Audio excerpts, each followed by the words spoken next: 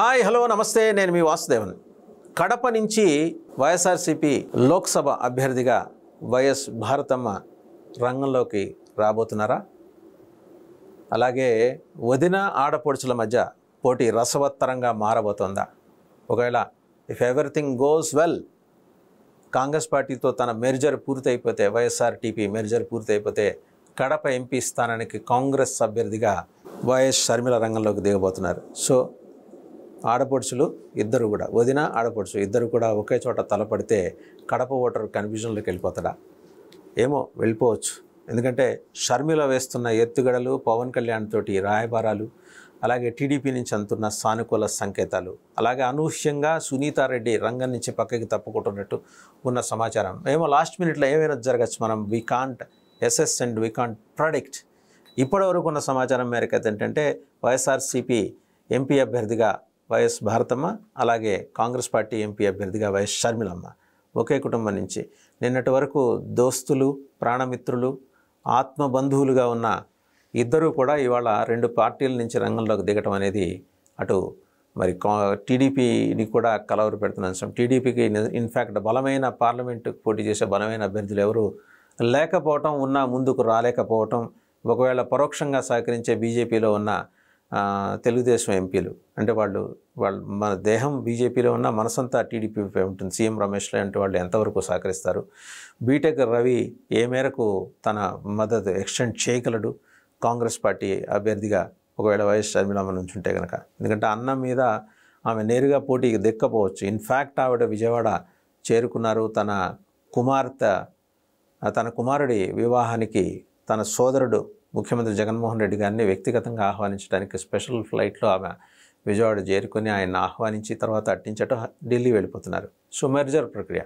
So ఈ ప్రక్రియలో కాంగ్రెస్ పార్టీలో కనుక కలిస్తే వైఎస్ షర్మిల నుంచి వచ్చే సవాళ్ళు ఎలా ఉండబోతున్నాయి? అండ్ కాంగ్రెస్ పార్టీని జనం క్షమించేశారు ఆల్మోస్ట్ అని కాంగ్రెస్ పార్టీ భావిస్తోంది.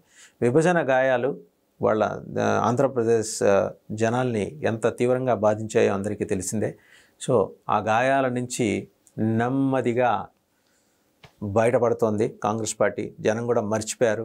ఇవన్నిటిని పరిగణలోకి తీసుకొని ఈరోజు కాంగ్రెస్ పార్టీ ఖచ్చితంగా ఒక వ్యూహంతో ముందుకు వస్తే అటు వైసీపీకి ఎంత దెబ్బో తెలుగుదేశానికి కూడా అంతే దెబ్బ. ఎందుకంటే ఇద్దరికీ ట్రెడిషనల్ ఓటర్స్ బీసీల్లో ఉన్నారు, ఎస్సీ ఎస్టీ మైనారిటీస్లో ఉన్నారు. సో ఇటు నుంచి ఆమె కొంత లాక్కోగలిగితే మరి తెలుగుదేశం ఏమన్నా సైలెంట్ అయ్యి వ్యూహాత్మకంగా ఆమె నుంచున్న చోట, లేకపోతే కాంగ్రెస్ కోరిన కొన్ని చోట్ల బలహీనమైన అభ్యర్థులను రంగంలోకి దించితే కనుక ఒక్కసారిగా ఆంధ్రప్రదేశ్ సీన్ మారబోతుంది. పవన్ కళ్యాణ్ చాలా దూకుడుగా ముందుకు వస్తున్నారు. ఇంతకుముందు వీడియోలో మనం చెప్పుకున్నట్టు ఓవరాల్గా ఆయనకి 13 ఉమ్మడి జిల్లాల్లో 11% ఓటింగ్ ఉంది. ఇది లేటెస్ట్.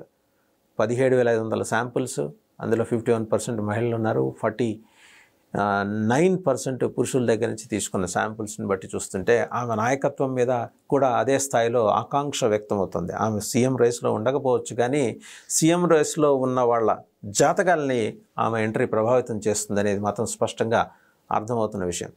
జనసేనకైతే ఈస్ట్ గోదావరిలో 29%, వెస్ట్లో 17% ఓటింగ్ ఉందంటే అక్కడే వాళ్ళు ఒక 24 స్థానాలు. And everything goes well, Harirama Jogaiah గారు చెప్పినట్టు 70 కాకపోయినా 60 అయినా ఇచ్చినా జనసేన అందులో 50 సీట్లు గెలుచుకొని నిర్ణాయక పాత్ర, డెసిసివ్ రోల్ ప్లే చేయబోతోంది.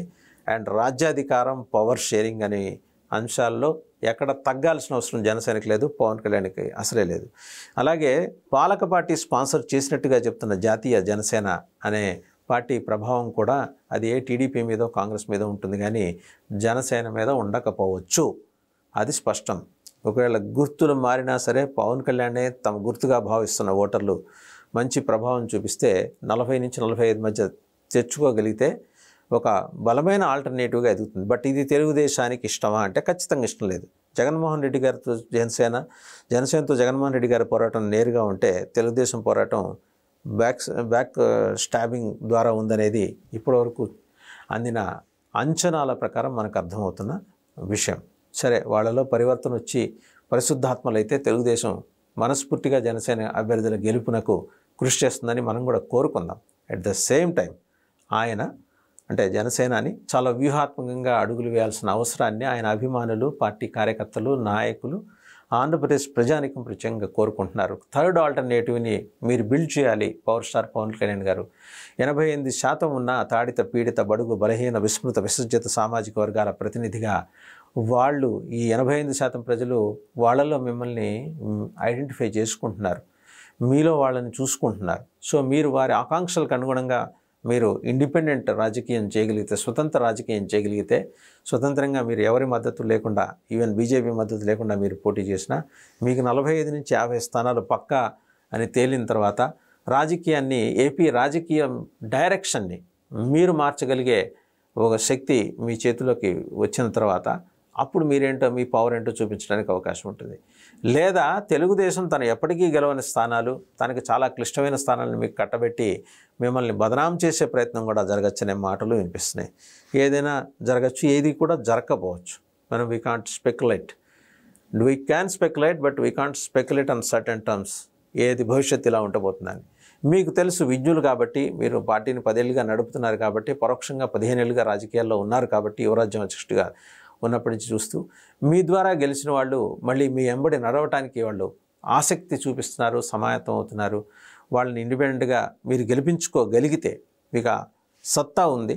మీ క్యాండిడేట్స్ పోటీ చేసే చోట 50 లేదా 60 సెగ్మెంట్లో పోటీ చేసే చోట మీరు దిగితే 45 లేదా 50 సెగ్మెంట్లు మీ ఖాతాలోకి రాబోతున్నాయి.